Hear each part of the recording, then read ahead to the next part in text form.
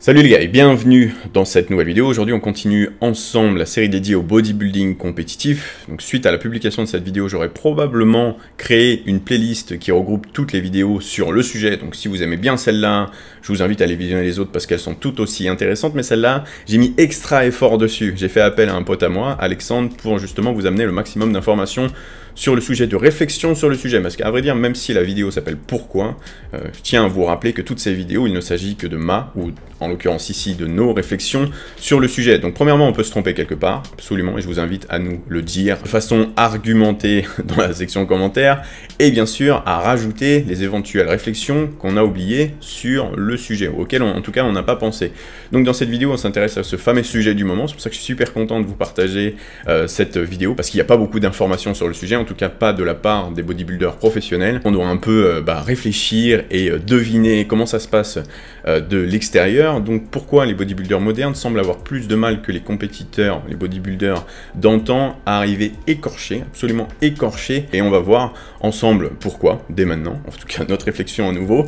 On a découpé ça en 6 points. Et à nouveau, si vous avez quelque chose à rajouter, un 7e, 8e, 9e, 10e, jusqu'à 20 points, ou plus d'ailleurs, je vous invite à le faire dans la section commentaires. Et on commence dès maintenant. Donc le premier point, c'est moi qui vais m'en occuper. Le premier point, c'est que tout simplement les bodybuilders modernes sont beaucoup plus gros que les bodybuilders d'antan. Pour prendre comparaison, par exemple, on a sur la vignette de la vidéo Andreas Munzer, qui est une référence dans la sèche, paix à son âme, qui est arrivé sur la vidéo que vous avez à l'écran ici à 90 kg. Donc c'était en 1987. À côté de ça, vous avez Roelly Winklaar, cette photo elle doit dater de 2019 probablement, qui est estimée sur scène à 135 kg. Donc on a gentiment une différence de 45 kg entre les deux compétiteurs. Donc cette différence de poids, elle s'explique comment? Elle est assez simple à expliquer, tout simplement. Les bodybuilders modernes ont beaucoup plus de muscles. Également, il y a bien sûr le fait que, comme vous voyez sur la vignette, Andreas Munzer est absolument écorché, et Roelly Winklaar, c'est absolument pas le cas. Donc il y a aussi le fait que Roelly Winklaar est probablement plus gras, et beaucoup plus flotteux. Et tout ça, bien sûr,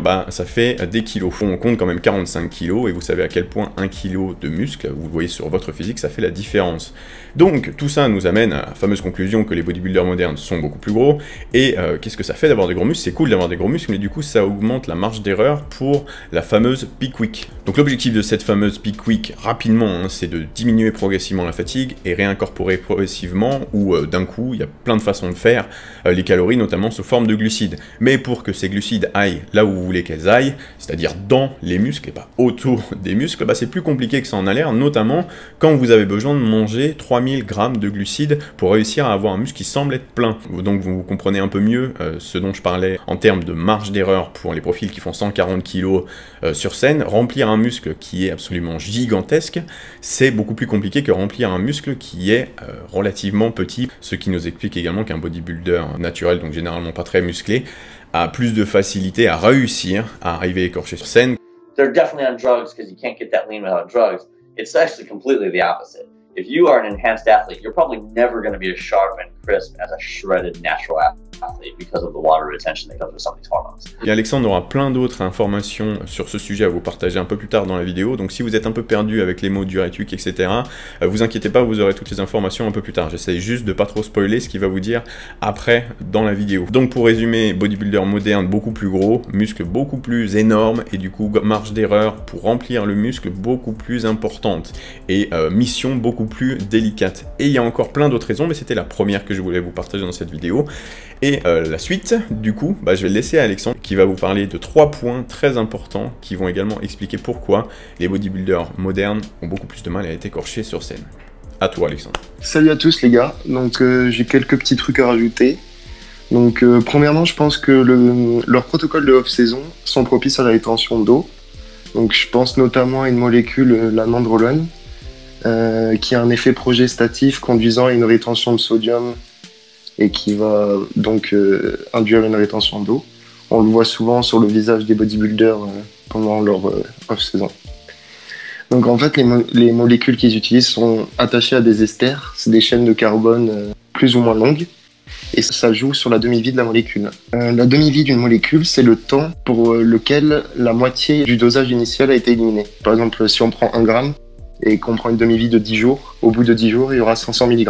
Et donc, en off-saison, ils utilisent souvent des esters dits longs, Donc c'est des demi-vies assez élevées et des doses sûrement très élevées aussi. Du coup, pendant leur in-saison sèche, qui est sur un laps de temps très court, ils ont encore, je pense, une concentration très élevée en produits venant de leur off-saison. Les produits, nous avons vu avant qu'ils étaient propices à la rétention d'eau. Donc pendant une période de sèche, c'est pas forcément optimal. Donc même s'ils ont un déficit, un protocole de sèche qui leur fait perdre du gras et de l'eau, il y a toujours les molécules de la off-saison qui continuent à provoquer une petite rétention d'eau. Donc je pense qu'ils n'amènent pas le meilleur package possible. De plus, généralement, les bodybuilders, ils coupent la testostérone et l'hormone de croissance avant le show. Mais sur le même principe de la demi-vie et du dosage qui doit être sûrement élevé, je pense que la période d'abstinence est trop courte et donc encore une fois ça gâche entre guillemets leurs conditions. Pour contrecarrer à tout ça, ils ont recours à des diurétiques qui vont virer l'eau et par conséquent ils sécrètent aussi beaucoup de sels minéraux. Donc ils sont compliqués à gérer parce qu'ils vont agir sur la balance sodium-potassium et en même temps ils font leur recharge glucidique. Donc on sait que le sodium va permettre à l'eau de rentrer dans la cellule pour être stocké sous forme de glycogène grâce à l'élévation de la consommation de glucides pendant la recharge. Donc le fait de jouer sur cette balance, ça peut compliquer un peu la recharge glucidique et ainsi soit ne pas avoir les muscles pleins, soit au final se foirer complètement et arriver flotteux sur scène. Et de plus, un taux de sodium trop élevé comparé au potassium, ça peut conduire à des crampes, et l'inverse aussi. Et si c'est une crampe au cœur, bah, c'est une crise cardiaque. Donc les bodybuilders ont aussi peur pour leur vie, je pense. Et donc ils ne prennent plus les diurétiques comme des bonbons, comme les anciens auraient pu le faire. Voilà les gars, c'est tout ce que je voulais vous présenter aujourd'hui vis-à-vis du sujet de la vidéo. J'espère que ça vous aura plu. Et si vous avez des avis ou des choses à rajouter ou des critiques, bah, je serais ravi de les lire dans les commentaires. Et je laisse Lucas continuer la vidéo. À la prochaine. Merci Alex pour ces informations, c'était super enrichissant. J'espère que vous avez tous apprécié la participation d'Alex dans cette vidéo, parce que j'aurais été incapable de vous apporter tout ça. Ce que j'aimerais clarifier par rapport à ce qu'il nous a dit, c'est que Alex est bien conscient que les bodybuilders d'antan, ils utilisaient déjà des produits anabolisants, il parle d'une différence de dosage, pas le fait qu'ils n'utilisaient pas de produits anabolisants. Le point suivant, donc le 5e point que j'ai à vous apporter, c'est la différence de lumière sur scène. Donc ça, on l'a déjà entendu pas mal de fois, et c'est vrai, on voit une grosse différence entre les physiques en fonction de l'éclairage sur scène. Je pense notamment au New York Pro à l'Arnold Classic, qui sont assez proches au final, et on voit vraiment une différence de définition sur les physiques. Et c'est pas que les bodybuilders ratent absolument leur préparation, c'est tout simplement que la lumière, elle efface complètement toute définition. Donc la lumière a une grosse part de responsabilité dans le rendu des bodybuilders sur scène. Également, ce que j'ai pu noter quand je regarde les vieilles vidéos, c'est que j'ai l'impression, donc ça c'est à voir avec vous, qu'il y a un filtre sur ces vidéos.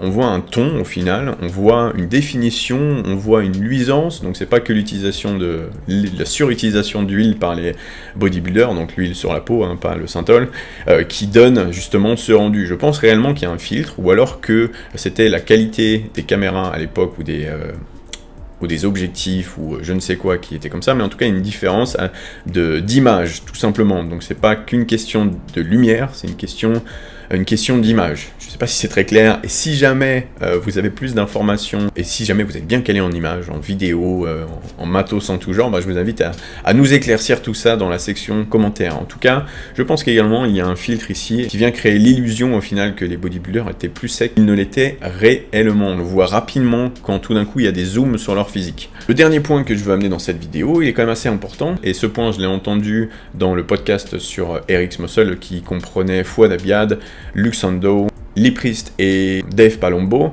c'est que les juges encouragent, pour Monsieur Olympia en tout cas, les mass monsters. Ce que je veux dire par là, ce qu'ils veulent dire par là, c'est que les bodybuilders qui gagnent sont les plus gros. Donc forcément, ce qu'ils vont se dire, c'est qu'ils doivent devenir plus gros. Et ils ne doivent pas forcément devenir beaucoup plus secs. Donc, qu'est-ce qu'ils font? Bah, ils ont monté les doses en off-saison pour justement être plus gros. Et on a vu avec Alexandre que ça pouvait éventuellement augmenter les difficultés à tout virer du système et donc du coup à être réellement écorché à la fin.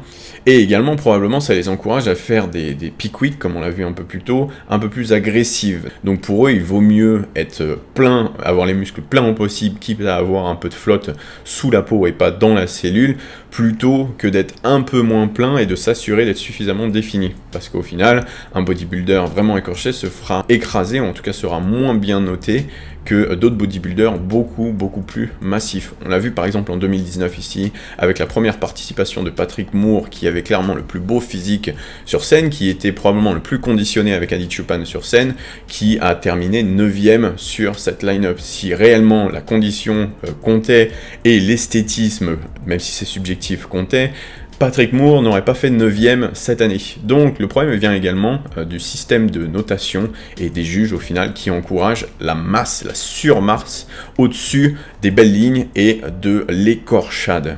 Et également, Alexandre vous a parlé de la durée de la préparation des bodybuilders pro. Il n'est pas étonnant, il n'est pas rare en tout cas, d'entendre qu'ils font des préparations en moins de 12 semaines, en environ 10 semaines. Et ça, c'est quelque chose qui m'interpelle en tout cas, sachant, vu tout ce qu'ils ont à perdre à chaque fois, sachant qu'ils montent quand même assez haut en poids, et que comme Alexandre le mentionnait, il y a pas mal de choses qui doivent disparaître de leur système pour réussir à réellement être sec à la fin de la préparation. Et s'ils faisaient des préparations un peu plus longues, ça devrait régler ce problème. Donc je me demande pourquoi leurs préparations ne sont pas plus longues, sachant que le problème actuellement pour en tout cas ces profils, notamment Roy Winkler, c'est pas d'être plus gros, donc il n'y a pas besoin de faire des off-saison qui durent 20 ans avec des dosages pas possibles, mais d'arriver beaucoup plus sec en maintenant sa masse musculaire. Donc rajouter des mois de sèche devrait pouvoir leur permettre d'éviter justement d'avoir ces difficultés à être vraiment écorchés à la fin de la préparation. Donc je me demande pourquoi ils font pas ça. Si jamais vous avez des informations là-dessus, m'intéresserait de le savoir également. Si jamais vous préparez des compétiteurs qui utilisent des produits anabolisants, notamment avec ces doses pas possibles, ça m'intéresserait, ça intéresserait probablement Alexandre d'entendre votre feedback là-dessus. Pourquoi ils ne font pas des sèches plus longues au final? Est-ce que c'est une histoire de santé, une histoire de flemme, mais ça m'étonnerait, c'est leur boulot, ou alors ils jugent que c'est plus optimal ainsi? Question ouverte. Bon voilà les gars, c'est tout ce qu'on voulait vous partager aujourd'hui, ça fait déjà pas mal de choses, mais je suis sûr que vous aurez des choses à rajouter en section commentaire, donc je vous invite à le faire, j'ai hâte de vous lire, on a hâte de vous lire. Si vous avez bien aimé le sujet, la vidéo, je vous invite à nous le faire savoir en likant la vidéo, en la partageant, en commentant, et si vous aimez bien tout ce contenu, parce qu'il y a plein d'autres vidéos sur ma chaîne, je vous invite à vous abonner à la chaîne pour pas manquer les prochaines vidéos. Également, à côté, autre sujet, si jamais vous voulez travailler avec moi, j'ai pas de place de coaching actuellement, mais j'ai un service de consultation. Les rendez-vous se déroulent sur Skype ou sur Hangout, donc vous pouvez être chez vous avec votre portable, c'est pas un problème tant que vous avez une connexion correcte et un micro correct, on pourra faire le meilleur travail possible. Dans cette consultation, je peux répondre à toutes vos questions, vous apporter toutes mes informations pratiques et théoriques sur la musculation. Je peux également réaliser des analyses morpho-anatomiques avec vous, on peut quasiment tout faire. Une consultation, c'est vous qui décidez ce que vous en faites. En tout cas, j'ai plusieurs créneaux par jour, donc si ça vous intéresse, je vous invite à m'envoyer un mail. Dès maintenant, on se voit très bientôt en consultation, les gars. Également, dédicace à mes Patreons, notamment dédicace à Alexandre, qui est un Patreon. D'ailleurs, on a fait toute une série de vidéos Q&A sur le Patreon, avec plein de questions d'actualité qui devraient vous intéresser. Vous les voyez défiler sur l'écran. Donc, si vous avez envie de soutenir la chaîne, je vous invite à rejoindre Patreon, mais également sur Patreon, je fais de mon mieux pour vous partager le plus de contenu possible, notamment mon carnet d'entraînement sur toute cette off-saison, mes entraînements commentés, mes full day of fitting, mes physique updates, etc. Et bien sûr, il y a le forum privé où vous pouvez suivre toute la progression de toute la communauté. Donc voilà, c'est le premier lien dans la description de la vidéo. En tout cas, merci à tous d'être revenus sur la chaîne après un petit mois de break qui m'a permis d'organiser tout ça, là, cette nouvelle mise en place que vous avez vue, de bien réfléchir à ce que je veux faire par la suite et de réfléchir à ce sujet qui, mine de rien, m'a pris pas mal de temps. Ça m'a fait vraiment plaisir de faire cette vidéo avec toi, Alex. Donc si tu regardes cette vidéo, j'espère bien, je te remercie vraiment, c'était vraiment un gros plus pour cette vidéo. Je suis vraiment content qu'on ait pu bosser ensemble là-dessus et j'espère qu'on en fera plein d'autres. Allez les gars, moi je vous dis à très bientôt en tout cas dans une prochaine vidéo. Je vous souhaite de faire de bons entraînements, de bien manger, de bien dormir, de devenir stupidement énorme et on se voit bientôt dans la prochaine vidéo. Peace out.